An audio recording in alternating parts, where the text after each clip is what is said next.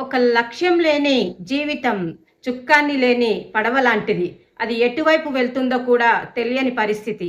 దీనికోసం ఒక humming pigeon అనే పక్షిని ఒక ప్రయోగం చేశారంట. అదేంటి అంటే, ఆ పక్షిని ఒక బాక్స్‌లో పెట్టి దానికొక హోల్ పెట్టారు. అలాగే ఇంకొక బాక్స్‌లో పెట్టి దానికొక హోల్ చేసి, ఒక 10 పెట్టెలు ఒక దాంట్లో పెట్టి, దాని లోపల అడుగు పెట్టెలో పక్షిని పెట్టారంట. అంటే పక్షికి తను ఎటు వెళుతుందో గూడా తెలియకుండా ఆ బాక్స్‌ని తయారు చేసి, దాన్ని అవతల ఎన్నో దేశాల అవతలకి తీసుకువెళ్ళి దాన్ని విమానంలో వదిలేశారంట. వదిలేసి వీళ్ళు తిరిగి వచ్చేసరికి ఆ పక్షి ఎక్కడుందో అక్కడి నుంచి వెతుక్కుంటూ మళ్ళీ తన స్థానానికి తిరిగి చేరుకుందంట. ఆశ్చర్యం.